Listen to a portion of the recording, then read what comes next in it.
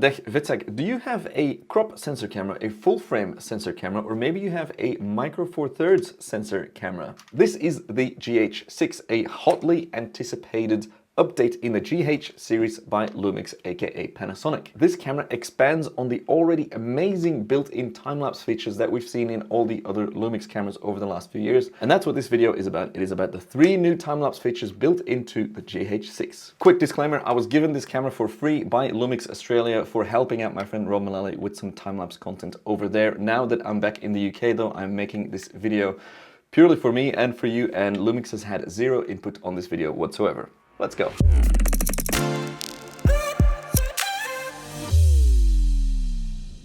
So on top of the already great built-in time-lapse features that the Lumix system is known for, that I've talked about in my S1 and S5 and all the other Lumix cameras, there are now 3 new features built into the GH6 time-lapse menu system, which shows that the Lumix engineers really listen to professionals like me and to user input from you maybe, and they keep on expanding functionalities, and that is just something to be really grateful for. Let's get right into it. The first new feature is in the start time menu. Now, usually in all the other Lumix cameras, you can set your start time to now and the camera will start shooting immediately, or you can set your start time for some point in the future. For example, you're going to dinner and you want to shoot a sunset, but you won't be there to set up the camera, or you want to snooze in bed while the sunrise is happening. I often do that myself.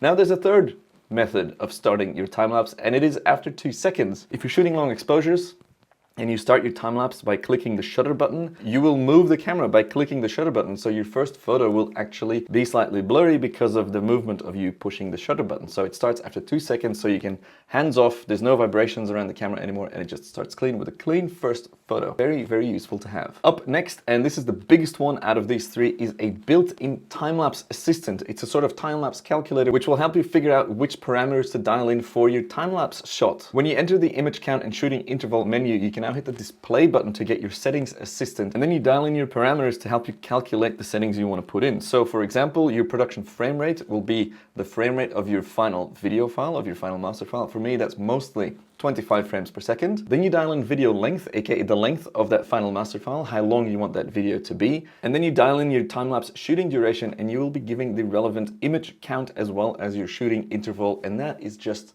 so nice to have built into the menu system, super easy to use. There are people that have built apps and websites for this kind of stuff. Time-lapse calculators, I've got a few on my phone. I usually do it, you know, off my head, is that how you say it?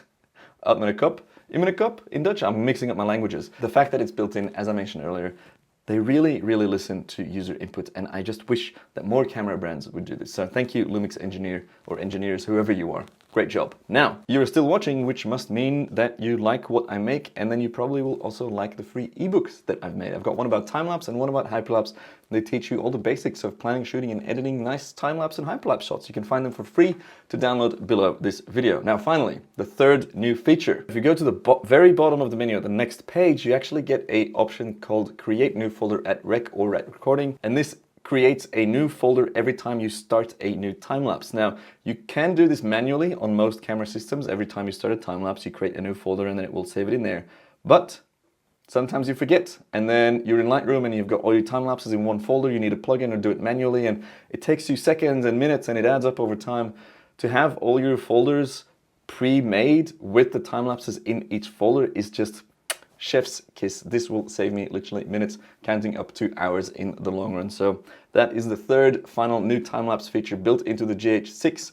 I really hope that these features will become available to my S1 and my S5 with a firmware update in the near future. Maybe, we can hope. Lumix, if you're watching this, please do, because I love them. And that's pretty much it. If you want to learn how to time-lapse and hyperlapse like a pro, like me, check out the Ultimate Time-Lapse course. It is my magnum opus. It features over 81 videos and over 6 hours of exclusive educational content. It's got a discount code for LR Timelapse. It's got a discount code for f-stop camera bags. You can save so much money with those codes. It's got an ebook. It's got a membership forum. It's got my time-lapse LUTs and presets and so much more. The link is down below. If you sign up to my newsletter, you get a discount code to use on the Ultimate Time-Lapse course. And that's pretty much it. Thanks for tuning in, and I hope to see you on the next video. May your skies be filled with fluffy clouds. By the way, I'm making a custom sign for the wall here. More on that soon. Bye.